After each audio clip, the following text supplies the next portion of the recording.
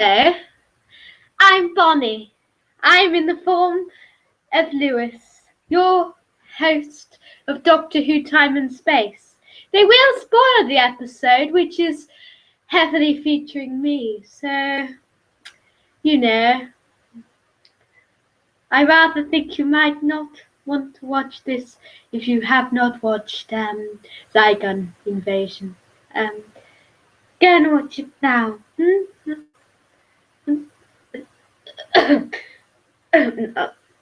Sorry.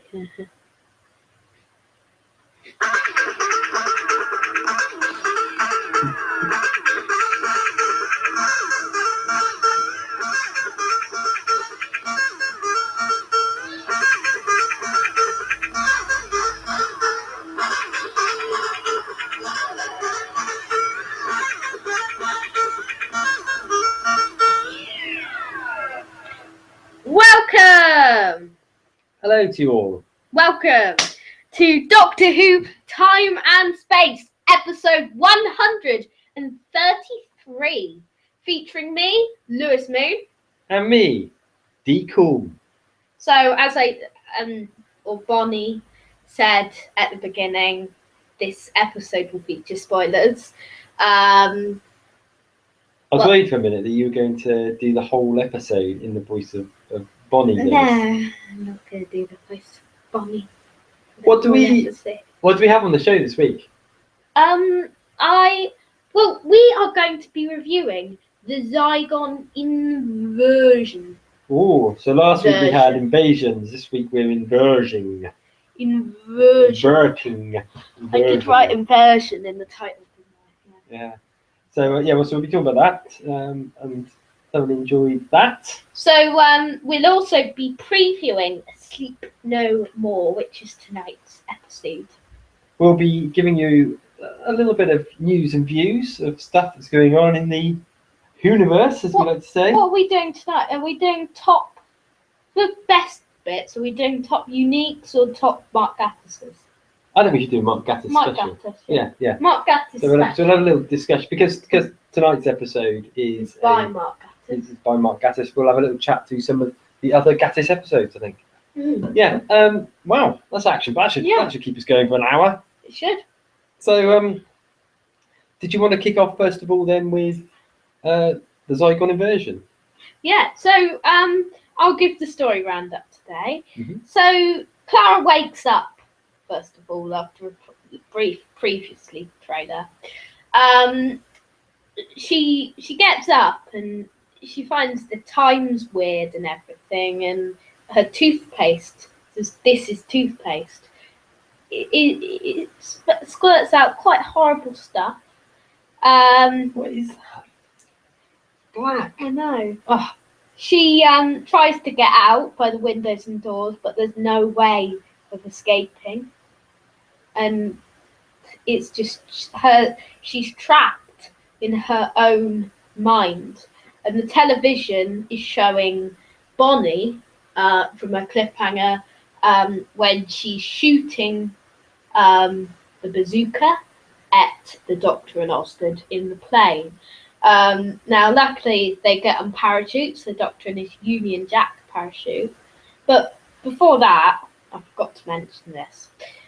Before that, there's a little scene before they go on the parachutes. There's a little scene when Bonnie is going after this man who's truly terrified, running away, and Bonnie's got the smug look on her face, and she's chasing him,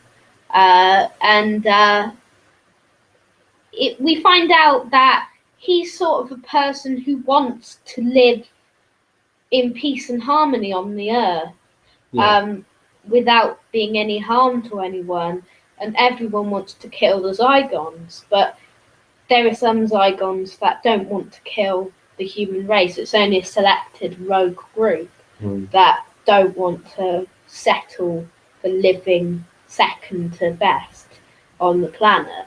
So the Doctor and Osgood go to try and find this this man, and he commits suicide because he thinks that he doesn't want to live in this world.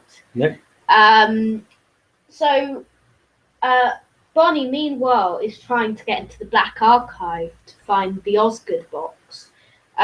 Little does she know that inside the Osgood box is something she doesn't expect. Or nothing. But should we stop that there? Yes, We'll chat stop about that some other there. bits there anyway, don't we? Stop that there. So do you want to give your roundup on the story? Yeah. Because Yeah. your opinions My opinions on it. overall. When we watched the Zygon Inversion the previous week, I really, really enjoyed it, and I was looking forward for how they were going to follow that episode up. I was also a little bit concerned that it was such a great episode that they may struggle to follow. It ends with the lake before the flood. Yeah, which is a really good example of it, wasn't it? Where the second half was still pretty good. Yeah. But it paled in comparison to the first one. And I was a bit concerned that maybe that would happen as well with Zygon Inversion, and it didn't. I mean, I still, and I know we slightly disagree on it in that I still slightly prefer Zygon Invasion than Inversion. I prefer Inversion.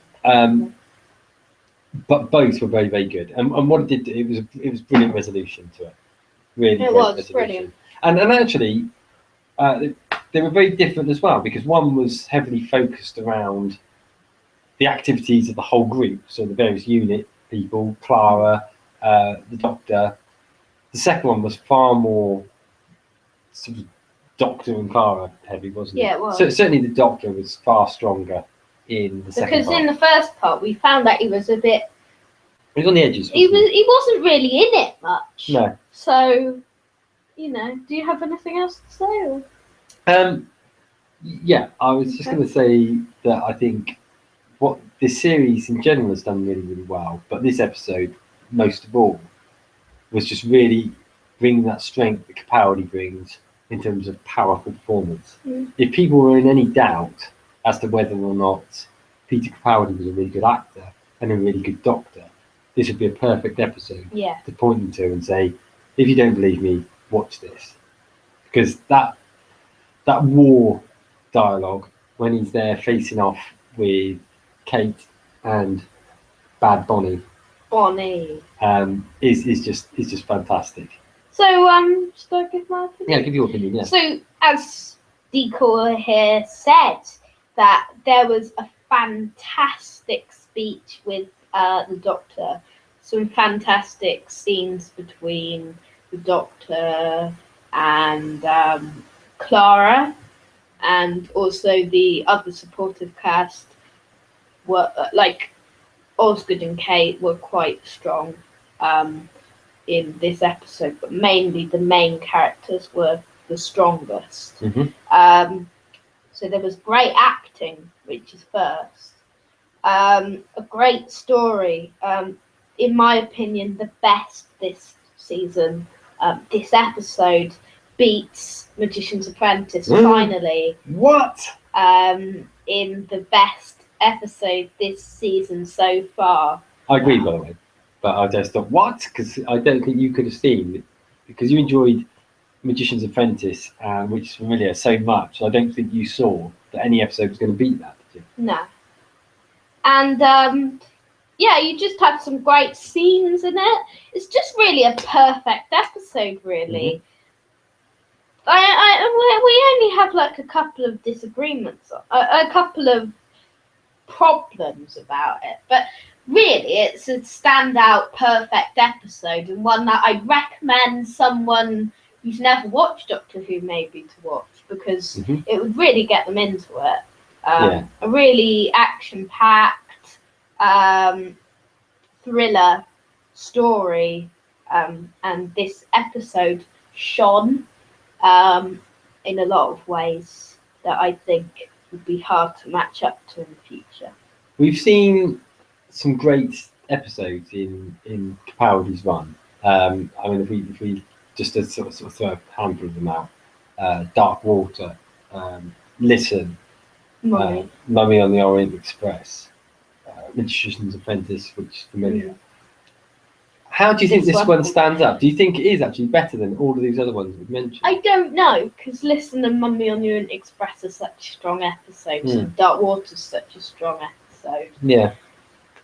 I think it's the best in season 9, as I said, and maybe like 4th best story in Peter Capaldi's run. So I'm not actually sure. I'm not actually sure that it might not be better than Listen. And my reasoning being is Listen's a great episode, but it's one which is probably at its most powerful the first time you watch it. Second time it will lose a little bit of it. You probably pick up some things in the second time. When you watch it the second time, there's probably things you see that you think, oh, I didn't notice that last time. Whereas I think Zygon Invasion / Inversion is one that you could keep going back to, and I don't think it wouldn't reduce. I think Mummy is as well. I will when I get if I get the season 9 DVDs, because I found out that season 9 part 2 comes out before my birthday. So when I get the DVDs, if I get the DVDs, then I will definitely rewatch the episodes. And I will give a little roundup on this episode on the podcast later on about what I think of our episodes after rewatching them. Can I ask you a few things about it? Yes, of course. So what's your overall take on the Zygon? So firstly, what were your views on them returning? And then secondly, where can they go from here? What can we expect to see from the Zygons in future, do you think? Well, I think it's going to be very hard to have Zygons in it again. I mean, without repeating the same storyline. Yeah. We had a really strong storyline, but if the Zygons have just gone back to how they were before the beginning of the story, then how could they really move on in the progress without repeating the exact same story as they did in this episode? It would be difficult, wouldn't it? Because the truce is now back on. There are humans and Zygons now living on Earth. Where else could we go with it? Difficult. It's going to be unless we go to a time before this story and Day of the Doctor. Yeah. Like before the Time War, when their planet wasn't wiped out. Some timey-wimey thing. I guess you could have something based on a different planet, but I guess, and I can't remember whether they ever clarified this, but I'm assuming the reason that the Zygons really like Earth is presumably it's fairly similar in terms of its habitat to whatever the Zygon planet was called, Zygonia or whatever. I think it was actually. Yeah. But there's there must be more than 20 million Zygons out there. So, there's chances that it could be set on another planet or a planet similar to Mondas now that was wiped out. And where have they been all this time, the Zygons? What have they been doing? Have they been invading other places or just lying dormant? Yeah, we need to find out the genesis of the Zygon. Genesis of the Zygon. That'd be great. So to see something on the Zygon. Perhaps that's the way you can do it. Is to actually have something based on the Zygon's home planet before it's destroyed during the Time War. Yeah, that's what I mean. Yeah. Best, with you. Yeah. That's a good idea. Best bits then, in the episode. Just in this one episode, in this one episode, not the last one. Well, we've name checked the biggie, which is got to be the whole dialogue between the Doctor, Kate, and Bonnie, which was all focused on whether or not they are willing to press the button on their respective boxes, not knowing which box would do which and what sort of damage it's got. Yeah. Truth and consequences, dear. Truth or consequences, dear. Was a great speech, that, wasn't it? Yeah, it was. Very angry, and you could, to the extent you could see see the veins pulsating in Capaldi's neck. Oh, it was such a strong moment for Capaldi. It will stand out as one of the best Capaldi moments ever. I think the other really strong moment in this episode is, and again you've referenced it earlier on, the sequence where the guy, the Zygon, gets outed and basically comes in fear of his life because he knows if he transforms into a Zygon, he'll be bumped off basically. And it's a very dark storyline. That bit's sinister. It's really well done. That bit. It is Really well done. And I like the way how this references quite a lot of political dilemmas and sort of, problems. Yeah, no, definitely. I like how Doctor Who does that. Yeah, it does it, and it does it really well, doesn't it? It gets good balance, I think. It doesn't go so heavy on it that becomes the focus, because it's not a political program. It isn't. But it's a good way of actually teaching people about some of the problems in the world. Doctor Who politics. Well, so after all of that, it turned out Kate wasn't the Zygon at all. She was fooling us. And the thing is, you can't solve all your problems by killing. She shot the Zygon down, and then she got the line in, didn't she? She got the old Brigadier line in. Yeah, 5 rounds rapid. Yeah.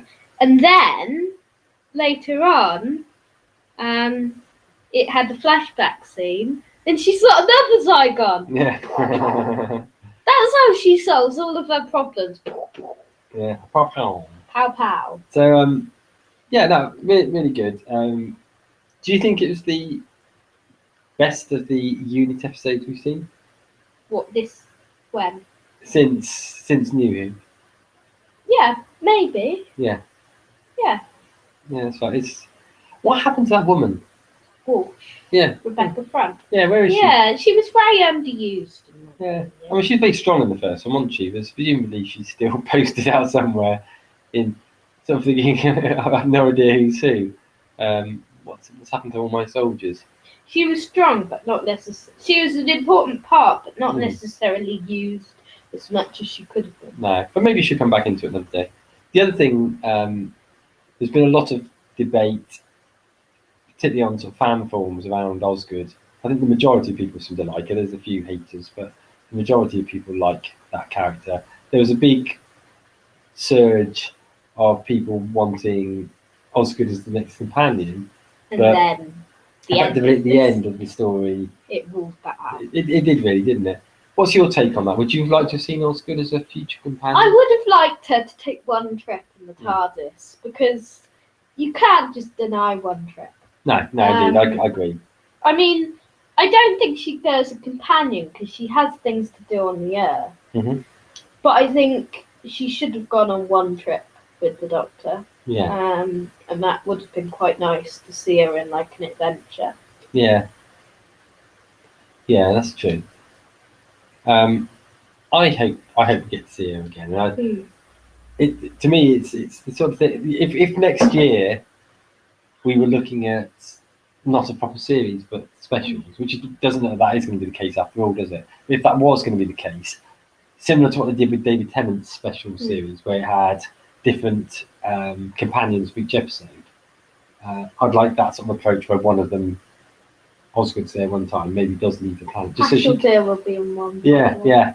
Just so she can actually see a little bit wider and go into the TARDIS, because she's not even been in the TARDIS, is she? No, it wouldn't be that difficult, would it? She could just go and poke her head around. I'd heard they haven't even cast the next companion. Yeah. So they might know who the character is, but they might. I don't think they know who the actor is. It's gonna be an interesting one to. It's gonna be an interesting one to do, because aside from Martha, and I really like Martha. Yeah. She's one of my favourite New Who companions, actually.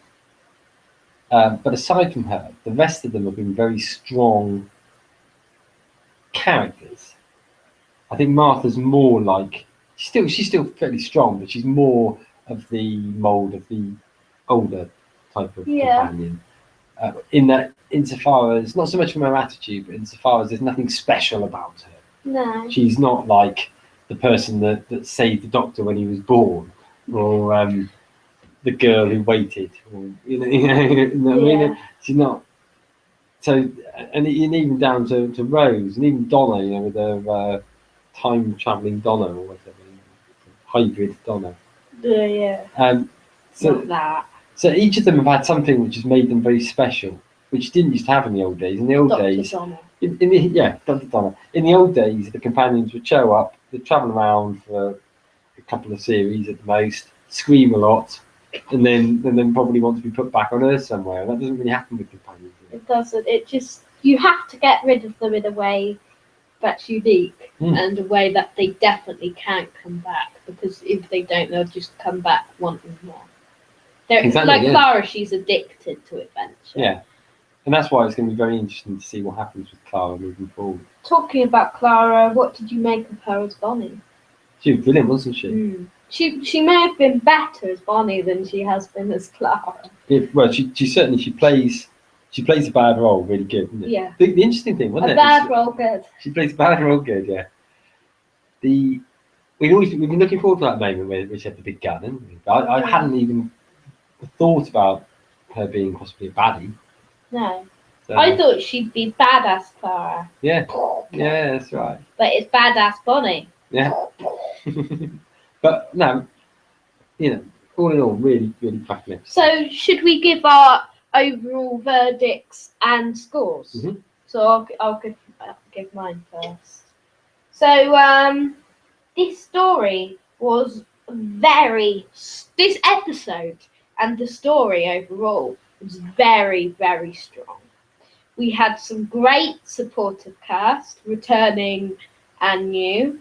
The return of the Zygons, a great Peter Capaldi speech, and some great acting between him. Jenna Coleman playing both Clara and Bonnie was exceptional. Seeing the return of Osgood was very good, and we have hopes that she will be in the future. Zygons, wow, just an epic adventure, and probably my favourite episode and overall story in this season so far, and the best episode since Dark Water. So I'm going to give it a 9.7. Ooh. What he said. You always do that. No, I would say great rounding off a really great story that moved from a sort of horror flick of a first episode onto a suspenseful second story with great dialogue, superb character play.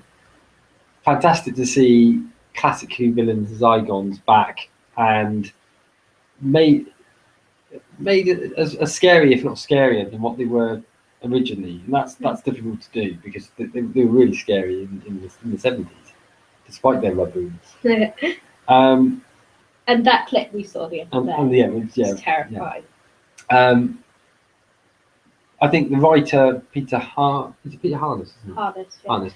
And Stephen Moffat co-wrote this one. Yes, Peter Harness came under a lot of critics of his first story, Kill the Moon.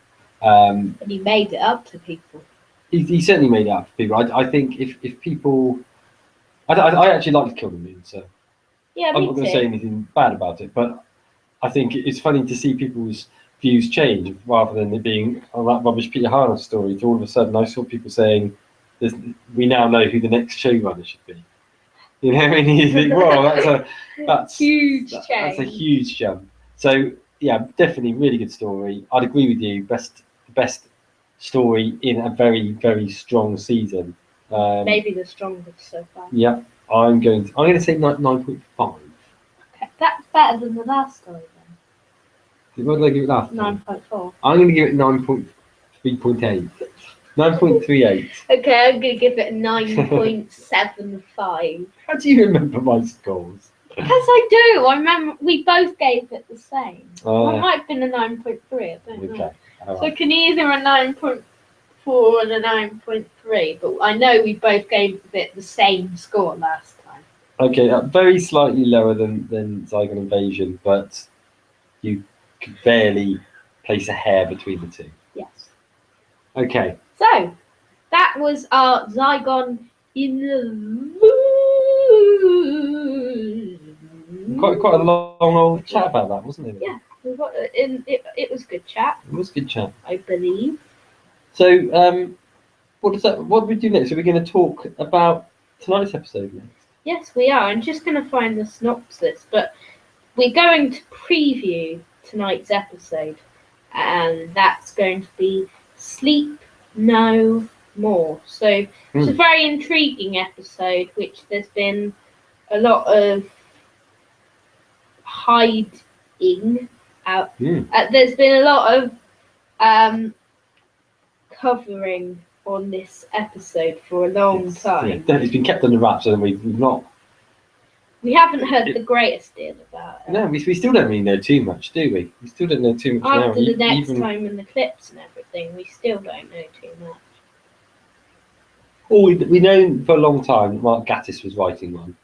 I forgot this is a really short synopsis, isn't it? I mean, that was another thing. The synopsis itself didn't tell you too much, did it? So this terrifying story is assembled from footage discovered in the wreckage of Liberia space station. Apparently, it's set like in the 38th century. I think it's a manky, mouldy ice warrior. What do you think? Yeah. A manky, mouldy ice warrior. Manky, mouldy ice warrior. Yeah. But so, judging by the production week, clips, trailers, promo pics, what do you make? What do you think you're going to make of this story tonight? I think it's going to be very hard to follow the last 2 weeks. Yeah, it is. We're still, so far, the quality of the series has been so high that we've not yet had that usual lull in the series. And it's got the cam. I don't agree. See, I really like that. I think, I don't know. I hope I'm proved wrong. I still think this is going to be possibly the weakest story in the season. I don't think so. I don't know how it could be the last season. How it can be worse than Gelly died. Yeah, you weren't so keen on that one, were you? No, I weren't. Weren't. No, I weren't. I weren't so keen on that one. Ain't it? Think. I don't know why I'm thinking that. It looks like a really unique and intriguing episode. Yeah. Because it's all been done in the style of Blair Witch Project or something where it's like being filmed by the people in it. It looks like it's a unique filming perspective to any episode they've ever done of Doctor Who. I don't think there's ever been an episode like this of Doctor Who. No, and I think that will either work or it won't work. Yeah. And I've not made up my mind yet which of the two. You will make your mind up by when you've watched it, which may be tomorrow. Yeah. So I don't know. I'm not completely sold on it. There's bits I like about it. It looks like it's going to be quite creepy, doesn't it? Yeah, it does. It does look like it's going to be quite a creepy one. And I like Mark Gatiss as a writer. Yeah, me too. So I don't know why I don't know why it is that I'm not convinced about it. Yeah. That it's not going to be good, because it is going to be good. I'm going to convince you that it is going to be alright. Well, have you got any other points to make on it? Have we got sort of the usual teasers? Yes, we do. Normally you read these to me in advance, and we haven't this one, did we? No, we didn't last week either. No. No. Okay, it makes you think about it. This picture's intriguing, isn't it, with Clara? So you've got a picture of Clara plugged into a load of wires. Yeah, who knows? Who knows? So the lines of the curator. Yes. Opening line: you must not watch this. It may be. See, they agree. They agree it's not going to be as good. It may be gone, but if you need it spelling out, it can still be found. Well, I think the theme tune. Oh, right, yeah. Yeah, okay. So, yeah, so do you want to mention that, actually? Yeah, apparently the theme tune isn't going to be there, although a logo is. Because of the found footage style, there's not going to be a theme tune. So that in itself is quite different, isn't it? It's the first time in the 52-year history that there's not going to be a theme tune. Wow. Do you ever get the feeling you're being watched? Pay attention to those survival ratings. Not just pirates, space pirates. Another great future event is mentioned, one the Doctor is familiar with. She's a grunt, Clara. They're bred in hatcheries. Have a copy of Hyde handy. There's a little scene that may remind you of something. Mm-hmm. Even I sleep. Listen's nursery rhyme may prove to be an eye-opener here. Mm-hmm. I can't remember what it is now, but it's that. No, I can't either. But I know there was one. So, Chief Nourisher in Life's Great Feast, then something AM. Okay. There's some intriguing things there, isn't there? It seems to hark back to a number of episodes. There's a reference to Hyde, there's a reference to Listen, there's a reference to something in the future that links back to a Doctor Who story somewhere. So what could that be? No idea. And I can't think what the... Actually, the creature in it looks a little bit, from what we see, that sort of blobby poo monster, Yeah. or mouldy ice warrior or whatever, does look a little bit like the creature in Hyde, actually. It does, yeah. Doesn't it? The creature at the end. Oh no. So probably what will happen at the end of this one No! we'll get a monster kissy scene. No! You don't want the same scene as Hyde and Time Heist. No. It won't quite be. What this will be, the Doctor actually finds himself on the Hyde monster's honeymoon with the slobbery, mouldy creature that was living in that old house. And probably Bennett and Cass come along to... No, Lon and Cass come along to have a little kissy. Kissy's all round. Sweechy. And then we have the song appears. So, any other thoughts? So, have we got a second part of this? Yes. We have.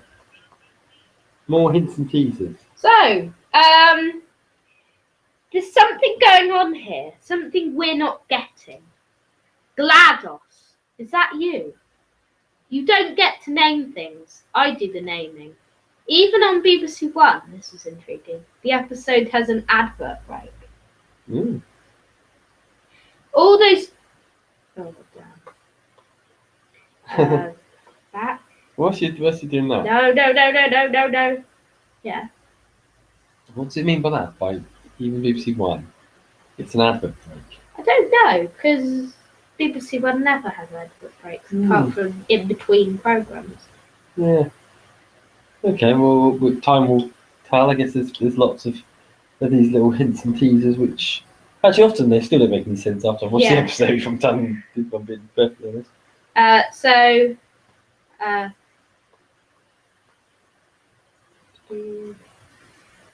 All those sad songs, all those lullabies. An old foe is mentioned. I'm not dead, you probably guessed that by now. Eyes in the sky. If it's not the Sandmen, then whose is it? It's a skanky ice warrior thing. Patient Zero. None of this makes any sense. Someone's been playing the long game. Interesting. Someone's been playing the long game. A lot in there, a lot of intriguing lines. That's another reference to the long game. Yeah. Which episode's the long game, by the way? Who's in that one? Simon Pegg. Oh, it's that one.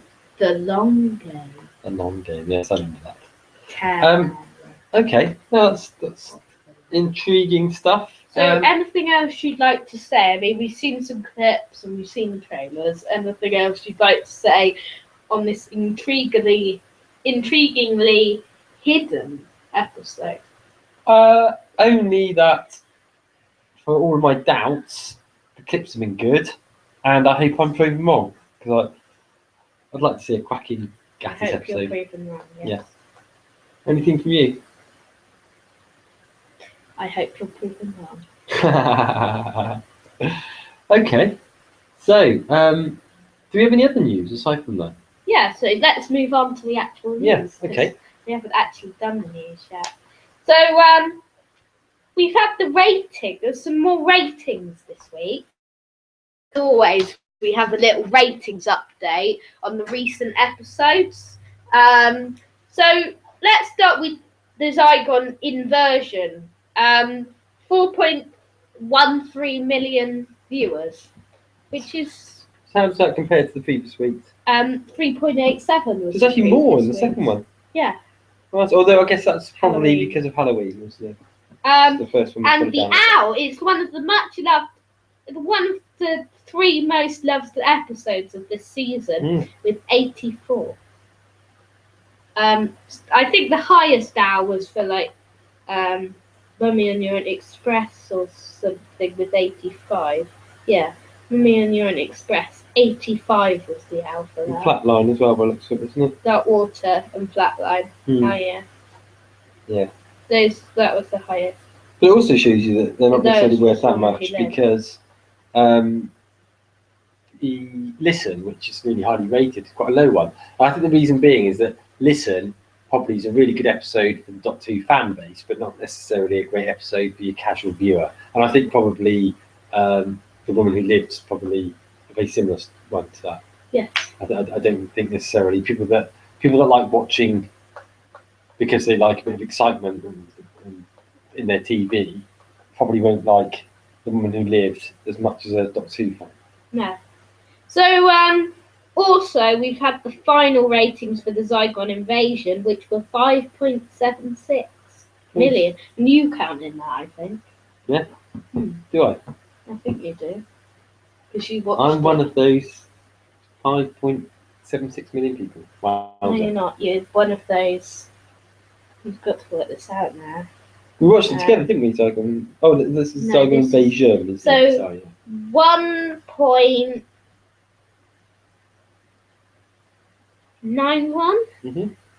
Is it? 1.91? One of those 1.89 people well, I watched it on. that watched it. I watched it on iPlayer. Oh wait, that counts as L plus 7, I think. Yeah. Oh no, you count as final because I don't know what. No, I can't remember what's in it. I don't know what you count as. Who cares? It's good. You counted as Right there. something. I count as an individual, and that's all You count as a something. So if you turned on now, then you would think they're quite mad. So here's a little bit of a warning. If your spoiler phobes are massive, Yep. if you don't like spoilers, or if you haven't heard the synopsises or anything yet, then turn off now. Well, not turn off, forward 5 minutes, and we will have stopped talking about these 2 synopsises. Yeah. Which may give a few things away. Okay, so they're minor spoilers, really, aren't they? Minor spoilers. But if you don't like any spoilers, then you probably want to turn off for a few moments. So turn off. Well, skip forward 5 minutes. Which you can't do unless you've got tired if you're listening live. Yeah. So yeah, just pause it for a few minutes and then skip forward. Yes. Or rewind back to listen to something again, or listen to something else. Or just go rah rah rah rah rah really loud. Or go out of the room. Yeah. So we are going to read the Heaven Sent synopsis first. So the penultimate story. Trapped in a world unlike any other he has seen, the Doctor faces the greatest challenge of his many lives. One final test, and he must face it alone. Pursued by the fearsome creature known only as the Bell, he must attempt the impossible. If he makes it through, Gallifrey is waiting. Done. 55 minutes. Unbelievable. So, yeah, that sounds good. Yeah, and that's the one when it's only the Doctor, maybe jamming Quoll. But I heard an interesting theory on the comments that it could be because of the mechanical castle and everything. Could be set inside the confession door, But We certainly have done things like that. yeah, and the confession dial has gone very quiet, isn't it? I mean, Has, but I think they will. It does say in the final synopsis, which I'm going to read in a minute. Yeah. What is the Doctor's confession? It's one of those things, isn't it, that we know that Stephen Moffat loves an arc. Stephen Moffat likes an arc more than Noah likes an arc. And there hasn't been an obvious arc this time, but No. there's been various hints at them. So Hybrids. And everything. yeah. So yeah, there's obviously still a lot to be revealed yet. Yeah. So that airs on 28th of November. It's 8:05 till 9 p.m. Now, remember to if you've just turned on now, we're just saying that spoilers may possibly be here. So we read this morning. It was shocking, but yeah, this okay. synopsis. So another slightly spoilery synopsis. Slightly spoilery, yes. Don't do this. Don't do this. Damn. Just wait one second.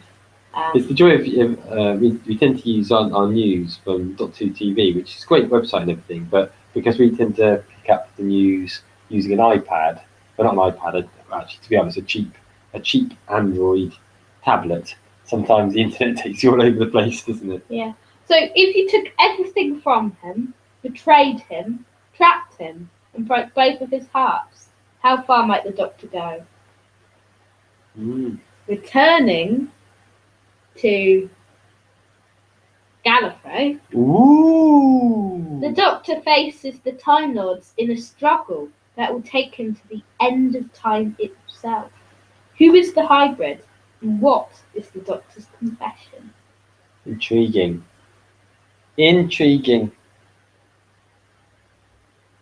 Difficult to know, isn't it? So yeah, but we were just very gobsmacked by Gallifrey. You know, we have been saying, haven't we, since the end of the last series, that maybe this series will be a lead up to the return of Gallifrey. I don't think they'd just return it. I don't think it would be back for good. Maybe not. Because I think there's. So we're planning on going there next year. Aww. You could go to there. You could go somewhere. Yeah. Somewhere nice and relaxing, but you know, you could go there. Nice and relaxing places. So have we got any other news? Yeah, so we've had some teasers with the new Dawn on the new series. I just need to pop to do something a second. Can you read the synopsis and whatever? The synopsis of. Well, not synopsis, like a mini story roundup in Dawn. Okay, so this is Dawn have given us a sort of slight few things around Face the Raven, which will come up soon, and it says that Clara probably never expected her friend Rigsy to need the emergency TARDIS phone number she gave him after they defeated the Bonus in Bristol. Yet today he's in big trouble, sentenced to die for a murder he can't remember committing. The Doctor and Clara's campaign to exonerate Rigsy leads them to a secret London street where alien refugees hide in plain sight. Once they gain access, they'll learn the terrible answers to various questions, such as, what is a chronolock, and what exactly does it mean to face the Raven? There's then a quote put in here, which says, if you see something unusual or notable, dismiss it, keep walking. But if there's a bit of London so unremarkable that you don't even think about it, stop. You could very well be standing right outside a trap street. So, what do we know about this? We know that apparently Rigsy has just 537 minutes to live, with a tattoo on his back counting down. I love the idea of that. When the countdown hits 0, he will face the Raven, whatever that means. Yes. The Doctor has to prove Rigsy didn't commit a murder, and the story came from a concept of a trap street, and I don't really know what that is. The Doctor, Clara and Rigsy is searching for the trap street. In this case, it's an alien refugee camp. Alongside the return of Ashildr, the Judoon will also reappear. And it says there's a huge shock, something absolutely massive, and something you don't want ruined. And we get the next time tonight. Oh yeah, we do, don't we? So Dear. we're looking forward for that, aren't we? Yeah. So let me read the Heaven Sent Hell Bent one. Okay. So, long before the Time Warp, the Time Lords knew it was coming, like a storm on the wind. There were many prophecies and stories, legends before the fact. One of them was about a creature called the Hybrid, half Dalek, half Time Lord, the ultimate warrior. But whose side would it be on? Would it bring peace or destruction? Was it real or a fantasy? I confess, I know the Hybrid is real, the Doctor proclaims. I know where it is and what it is. I confess, I am afraid. Ooh. So, I'll be the Doctor, you be Clara. Is it a sad song? Nothing's sad till it's over, then everything is. What's it called?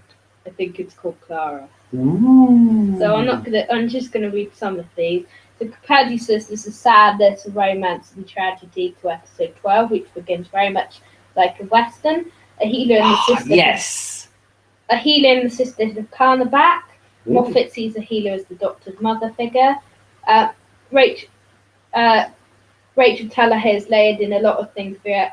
Says Moffat has layered in a lot of things throughout the series which he never thought were important. You have no clue what the series arc is or how Clara leaves. The finale is the fallout of Clara sort of becoming the Doctor. Moffat thinks if the Doctor's found Gallifrey, he'd run away again. He thinks Clara is the same with Earth now. She has lost her sense of home. So a number of things I wanted to touch on there. Firstly, like the beginning of a Western, yes. D. Cool loves his Westerns, his spaghetti Westerns anyway. Another thing I was thinking, but I've forgotten now, which was, just the whole idea of little things hidden throughout the whole of the series that have a greater relevance than what you thought they were. That intrigues me. So, episode 11 pushes the Doctor to the brink of madness. Episode 11 is what happens next. If the Doctor's lost his moral compass, if you got him really angry and gave him nothing to fight for, an angry off the rails Doctor. Ah, yes, just like we saw in Series 8. I love that! Or maybe even more. Even more. So, not that I don't love the more cuddly Doctor in Series 9. Yeah. But he's been good in season 9, better than I expected, and not as light-hearted as expected. Yeah. Not as too, Have we got any other news? So, Capaldi teases River Romance in season 10. So, yes, there is a chance for romance, Capaldi said at the Doctor Who Festival. I'm trying not to give it away. My Doctor is different from the Doctors who were there. Wait, and Alex Kingston... when Alex Kingston first arrived. This Doctor is very different from that. It's a different dynamic. That worries me though. I don't want any Doctor kissy stuff. I found it a little bit off, but when we saw the wedding of River Song the other week, we saw some clips of that, and I thought I really enjoyed this episode when it came out, but I don't like this clip. Capaldi also spoke a little about season 10. Next is a different thing, and it's quite interesting and challenging and scary. Ooh. Next year. So, I think I can find a thing about a closed-off Doctor, new companion, and later filming. Okay. So, season 10 has been discussed in the press. So, Capaldi told press, it's been nice to see him more cheerful, but of course, as the whole of season 9 develops, more terrible things happen. So, in fact, I think by the end, he's going, oh man, I was right, I should have remained cynical and closed off and suspicious. If you've been following this Doctor, you've seen him go through all those different colours and all those different places. So where he goes now, in season 10, I don't know, but he's been put it through the mail. So Capaldi also reveals his hopes about the next companion. It's one of the things I loved about Billie Piper. That was a very new thing on Doctor Who, to have someone who lived on an estate and had a much earthier sound to their voice. I mean, I love Jenna. I'm really sad that she's gone, but I feel bad discussing the possibility of someone else. So it's no reflection on her. But I think it might be interesting to have someone who's a little more earthy. I tend to agree on that, actually. I think I would like to see somebody who's a bit more down to earth. Despite last week's comments about Clara being gone forever, Moffat also added, "You can never say you can never say that someone can never come back.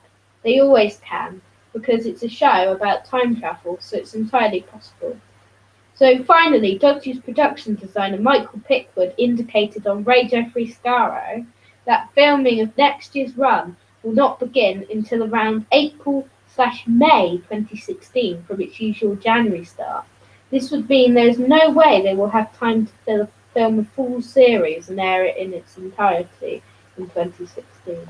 So it probably means that we're either going to be running on a series that starts and goes over the end of the year into the next year, or we're in a two-parter type scenario again. Or we are going to specials. Depends. Which is, it's still a potential, isn't it? Season 10 could be a number of specials. It could be. I would prefer it not to be. Do we have any other news? Just to say, Paul McGann, happy birthday. Happy birthday, Peter. Have a pint on Peter. Peter, Paul, Mary. Happy birthday, Paul. Have a pint on us. It's because I was going to say the word pint and I got confused. Peter Piper. Peter Paul, Peter Piper, Billy Piper. Billy Piper could be a man or a woman. Yeah, it could. So it's time to move on to our bests, and we are going to be doing best Mark Gatiss episodes. So why are we doing that, Mr. Decor? What? We've got a reason. It's because tonight's episode is written by Mark Gatiss. And we always like to link it with a theme related to tonight's episode. So we were discussing whether it's going to be unique or... At the starting point then, are you able to give us a quick run through of what the Mark Gatiss episodes are? So, first up, we had the his first story, The Unquiet Dead, which was sort of a ghosty sort of story set in the Victorian times with Charles Dickens. But it was he was the first writer to be in it that wasn't Russell T Davies. That's a fact for you. Oh. So he was the first writer to be in it that wasn't Russell T Davies. And it was a really good story, really. Good period episode. Then we move on to The Idiot's Lantern, which is more of a comedy episode. And it's all right. Not the best, but it's quite entertaining. Then you have Victory of the Daleks, which is a Dalek story, which is definitely not the best of episodes. Very heavily criticised, that one, isn't Very it? heavily criticised by both the people and me. Then you've got Night Terrors, which is a bit of an underrated story, which we personally find quite creepy, but we have problems with it. Yeah. We'll come on to that in a minute, maybe. Yeah. And we had Cold War, which was the Ice Warrior story, a really good one. Yeah. We had The Crimson Horror, which was another really good, strong one. I forgot about that one. Yeah. And then we had Robot of Sherwood last series. So we'll go through each of the stories by saying our thoughts on them. Okay. Some of them I haven't seen. So. Is the only one? I definitely haven't seen the Lantern one. Have I seen the Charles Dickens one? Yeah. Have I? It's the one in the first season. I don't remember with the ghosts. Oh yeah, no, I like that one actually. No, that's good. Yeah. So what do you think of the one with the ghosts? I like that one. It's good. Yeah. Yeah, no, I do like that one. I do remember now because it's in the Globe Theatre, isn't it? Yeah. No. That's the William Shakespeare one, isn't it? You always get those confused. Always. I can't remember now. Yeah, of course, that would have to be, wouldn't it? Because that's Shakespeare. So who's in this one again? It's this Dickens, isn't it? Yeah, this is Dickens. I can't think of this one at all. You better The one with the ghosts. The one with the alien gal. Remember? Yeah. You watched it a long time ago. It's from the first season. Oh, my brain hurts. I can't remember this one. What do you It's got think of it? Christopher Eccleston in it. Yeah. It's set in Wales in the Victorian London Okay. I'm sure it's good. with the ghosts. Okay. Don't remember at the moment. Dude, needs The to go up on Unquiet Dead. it needs to go up on the randomizer. The Unquiet Dead. So what do you make of it? It's a really good story. As you know, I don't like historicals, but it's all right for historicals. New Who do all right historicals sometimes. Would have been better if it Sometimes was. not. Would have been better if it was in the Globe Theatre. What about the Idiot's Lantern? I think it's a really fun episode to watch. What's the villain in that? It's the Wire, the TV thing. Oh, it's that one, right? Okay. Well, a lot of people don't like this one, do they? It's the one with Poirot, isn't it? Yeah. Yeah. A lot of people don't like it. I know it's fairly criticised. It isn't the best of episodes. It's all right. In terms. Okay. Yeah. Then we've got Victory of the Daleks. Remember that one? I haven't Winston seen Churchill. all of that one. To be fair. What do you like? I didn't think really. about- I didn't really like what I saw. About it. No, it's No. not a very good episode, really. Yeah. Weak Dalek episode. Weak Dalek episode, yeah. Yeah. We sometimes had weak Dalek episodes. Weak Mark Gatiss episode. Yeah. Night Terrors is his next step story, which we personally think it's underrated. But why? I think it's underrated because I like the concept of it. There's certain bits of it I think could have been done better. Yeah, I think that's the thing with me. It feels it feels like a really great idea that wasn't really seen through. The first bit of it, Mhm. the bit until like near the ending, it sort of goes a bit wrong. Yeah, you're probably right.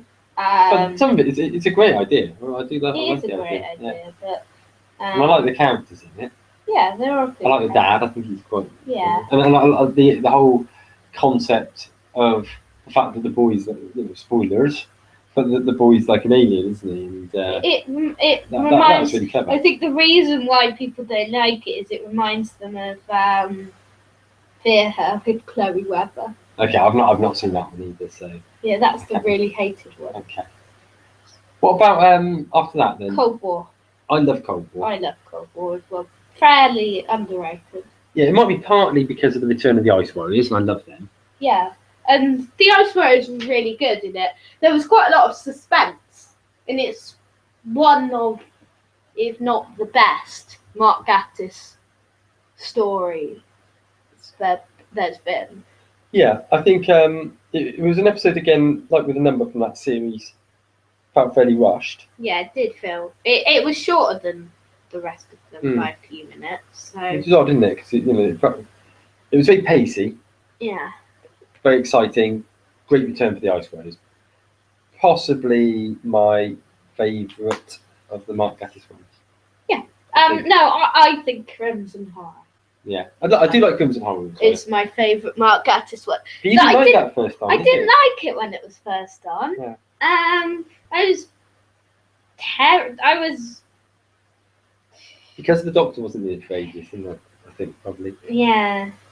I liked Good Man Goes to War when it was first on. Yeah, The Doctor wasn't in it for ages. I like it, but I like it's it. probably my second favourite one. It's probably it may be my first because the more I think about it, the more I've watched it. I've only seen it once, in the same way I've only seen Cold War. You've only seen most Doctor Who stories. Yeah. But you're on. Which is why I can never remember them when we're talking. That's why you're on this podcast, even though you haven't watched. Even though I'm an imbecile. No, you're not an imbecile. It's not like you're an imbecile. What about Robot Sheridan? So the last Gatiss one. Oh. First of all, this is really embarrassing, but I was really hyped.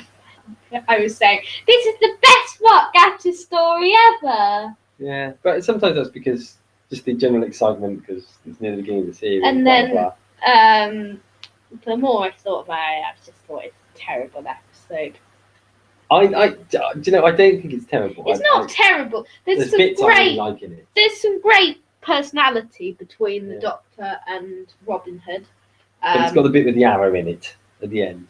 That puts it down by about 2.0 marks. Yeah. At least.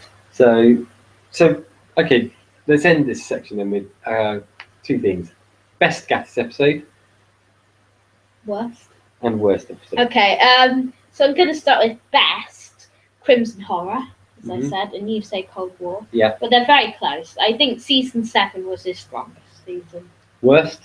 I'm going to say Victory of the Daleks. I haven't seen all of Victory of the Daleks, but from what I've seen of it, I would agree. Yes. I haven't felt like the need to watch it. I don't think it's one of the episodes which I'd say, watch this because you're really going to be hooked on Doctor Who if you watch it. Yeah. So if you've seen it, you may agree. If you do, comment below. If you don't bother. Okay. Excellent. Good. If you haven't seen it, then don't bother, because obviously you can't say because you don't know what it's like. You might have seen bits of it, like Deep Water. Yeah. Yeah. So does that bring us to an end for this week? Yes. Okay. Well, what do we have on next week's show? Well, we will be reviewing the Sleep No More. We will be reviewing Sleep No More. But do not watch it. No, sorry, that's not advertising it. Watch it.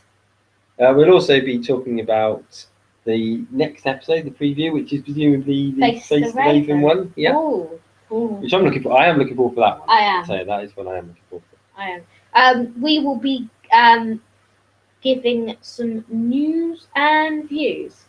And finally, we'll be having a little debate at the end of the show based on something around Face the Raven, probably.